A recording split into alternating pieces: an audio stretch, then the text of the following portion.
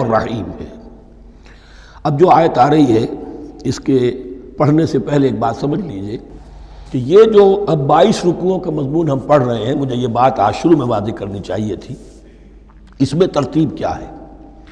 میں پہلے عرض کر چکا ہوں کہ پہلے 18 رکوعوں کی تقسیم ورٹیکل کی ہے ہم نے، 18 کو 4 رکوع ادھر، 10 درمیان میں، پھر 4 ادھر۔ یہاں اب چلے گی ہاریزونٹل تقسیم، افقی تقسیم، اور اس کی بھی شکل کیا ہے کہ 4 مضامین ہیں کہ جو تانے بانے کے ساتھ بنے ہوئے ہیں، یا 4 لڑیاں ہیں مضمون کی کہ جن کو بٹ کر رسی بنا دیا گیا۔ وہ 4 مضامین کیا ہیں؟ مسلمانوں سے خطاب میں ان کے لیے عبادات اور احکام اور شرائع، یہ واجب ہے، یہ کرنا ہے، یہ حلال ہے، یہ حرام ہے، نماز فرض ہے، روزہ فرض ہے، وغیرہ وغیرہ۔ اور 2 لڑیاں جہاد، جہاد بالمال، جہاد بالنفس۔ جہاد بالنفس کی آخری انتہا قتال ہے، جہاں انسان نقد جان ہاتھ پر رکھ کر، ہتھیلی پر رکھ کر میدان میں حاضر ہو جاتا ہے۔ جو جنگ میں گیا اس نے اپنے آپ کو موت کے لیے پیش کر دیا، بچ کر آ جائے تو بونس ہے۔ اس اعتبار سے یہ 4 جڑیں۔ شریعت کو 2 حصوں میں تقسیم کیجئے، عبادات اور پھر بقیہ احکام شریعت، معاملات، جن میں خاص طور پر شوہر اور بیوی کا تعلق جو ہے وہ سب سے اہم ہے۔ لہذا اس صورت میں آپ دیکھیں گے تفصیلی احکام آئیں گے آئلی قوانین کے ضمن میں۔ دوسری طرف جہاد بالمال یعنی انفاق، اللہ کی راہ میں خرچ کرنا، اور جہاد بالنفس جس کی آخری منزل قتال۔ اب یہ 4 لڑیاں اس طرح سے ہیں، فرض کیجئے ایک لال لڑی ہے، ایک پیلی ہے، ایک نیلی ہے، ایک ہری ہے، ان کو بٹ دیا گیا ہے۔ جب ایک طرف سے دیکھیں گے تو کٹا پھٹا نظر آئے گا، رنگ لال نظر آیا، پھر پیلا نظر آیا، پھر نیلا نظر آیا، پھر ہرا، پھر لال، پھر نیلا، پھر پیلا، پھر ہرا۔ تو ایسا معلوم ہوگا جیسے کٹے پھٹے ہیں مضامین۔ لڑیاں کھول دیجئے، معلوم ہوگا ایک لڑی وہ بھی بڑی مسلسل ہے، جہاد بالمال کی، ایک لڑی ہے جہاد بالنفس یعنی قتال کی، ایک لڑی ہے جو عبادات کی، ایک لڑی ہے معاملات کی اور شریعت کے احکام کی۔ یہ 4 لڑیاں، اور یہ تانے بانے کی طرح بنی ہوئی ہیں، لیکن اسی بنتی میں بہت بڑے حسین پھول موجود ہیں۔ طویل آیات اور طویل آیات، عظیم ترین آیات قرآن مجید کی، ان میں سے اب ایک آیت یہاں آ رہی ہے۔ اس کو میں نے عنوان دیا ہے آیت الآیات۔ ان فی خلق السماوات والارض واختلاف اللیل والنہار والفلک التی تجری فی البحر بما ينفع الناس وما انزل اللہ من السماء من ماء فاحیا به الارض بعد موتها وبث فیہا من کل دابۃ وتصریف الریاح والسحاب المسخر بین السماء والارض لآیات لقوم یعقلون۔ اتنے فینومینا آف نیچر کسی ایک آیت میں جمع نہیں ہے قرآن۔ اللہ تعالیٰ تمام فینومینا آف نیچر کو اپنی آیتیں قرار دیتا ہے۔ آسمان اور زمین کی تخلیق، رات اور دن کا الٹ پھیر مختلف جگہوں پر، اور یہ جو ستارے ہیں اور یہ جو بھی نباتات ہیں زمین کی، ان میں سے آیتیں ہی آیت۔ لیکن ان آیت الآیات کو جس طرح یہاں ایک آیت میں سمویا ہے، یہ حکمت کا ایک بہت بڑا پھول ہے، بہت بڑا پھول جو ان 4 لڑیوں کی بنتی کے اندر آ گیا ہے۔ یقیناً آسمان اور زمین کی تخلیق میں اور رات اور دن کے الٹ پھیر میں، اور اس جہاز میں یا کشتی میں جو چلتی ہیں سمندر میں یا دریاؤں میں، وہ سامان لے کر جو لوگوں کو نفع دیتا ہے، بما ينفع الناس وما انزل اللہ من السماء من ماء، اور اس پانی میں کہ جو اللہ نے اتارا ہے آسمان سے، فاحیا به الارض بعد موتها، اور پھر اس سے وہ زندہ کر دیتا ہے زمین کو اس کے مردہ ہو جانے کے بعد۔ بے آب و گیا زمین پڑی تھی، بارش ہوئی ہے، اسی میں سے رویدگی آ گئی ہے۔ وبث فیہا من کل دابہ، اور یہ تمام حیوانات اور چرند اور پرند جو اس کے اندر پھیلا دیے گئے ہیں۔ وتصریف الریاح، اور یہ ہواؤں کا چلنا جو ہے، کبھی پروا چل رہی ہے، کبھی پچھمی چل رہی ہے، کبھی مشرق سے آ رہی ہے، کبھی مغرب سے آ رہی ہے، تصریف الریاح ہے۔ والسحاب المسخر بین السماء والارض، اور ان بادلوں میں کہ جو معلق کر دیے گئے آسمان اور زمین کے درمیان، لآیات لقوم یعقلون، ان سب میں آیات ہیں، نشانیاں ہیں ان لوگوں کے لیے جو عقل سے کام لیں۔ ان کو دیکھو اور ان کے خالق کو، مدبر کو پہچانو، آیات ہے۔ اور ان کے آیات کے پہچاننے کا جو عملی نتیجہ نکلنا چاہیے، اور جس کو عام طور پر لوگ نہیں پہنچ پاتے جس تک، اب اگلی آیت میں اس کا تذکرہ ہے۔ نتیجہ تو نکلنا یہ چاہیے کہ پھر محبوب اللہ ہی ہو، شکر اسی کا ہو، اطاعت اسی کی ہو، عبادت اسی کی ہو۔ جب سورج میں کچھ نہیں، یہ تو اللہ نے اس کو بنایا ہے، یہ حرارت جو ہے اللہ نے دی ہے، چاند میں کچھ نہیں، ہوائیں چلانے والا کوئی وہی تو ہے۔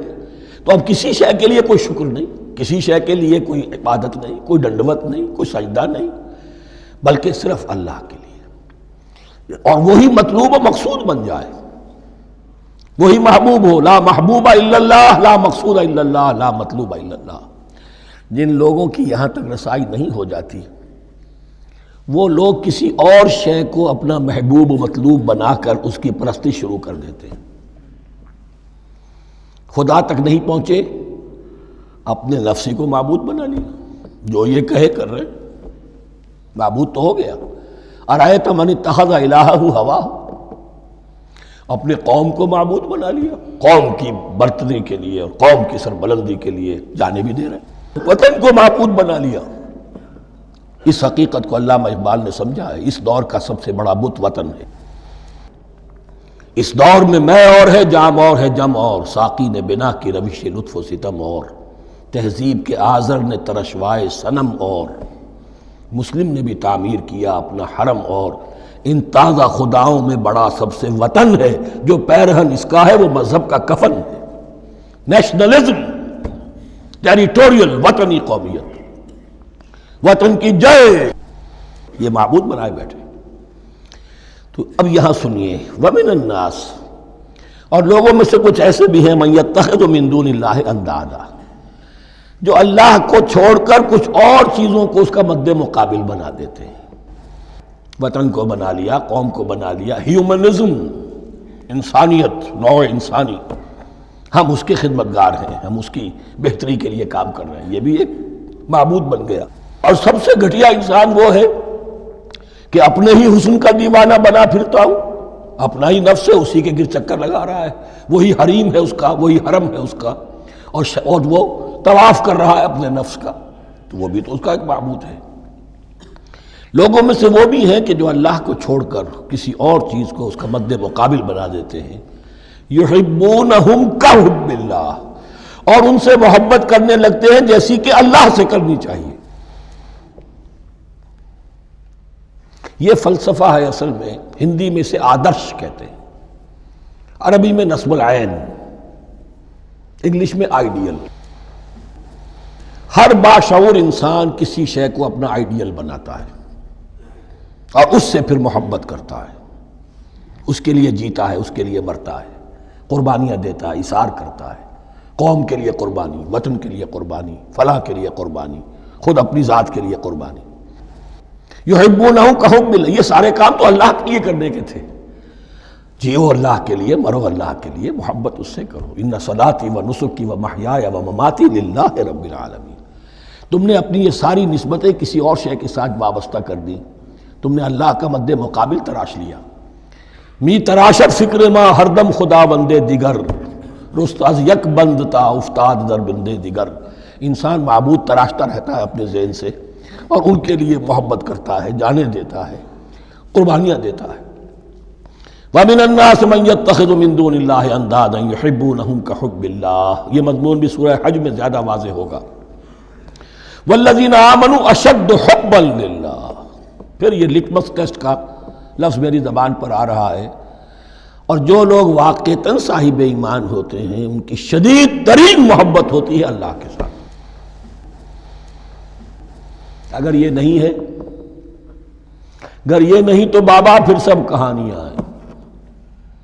کوئی شے اللہ سے زیادہ محبوب ہو گئی وہ تمہاری معبود ہے، تم نے اللہ کو چھوڑ دیا، چاہے وہ دولت ہی ہے، تائس عبد الدینار و عبد الدرہم، ہلاک و برباد ہو جائے درہم و دینار کا بندہ۔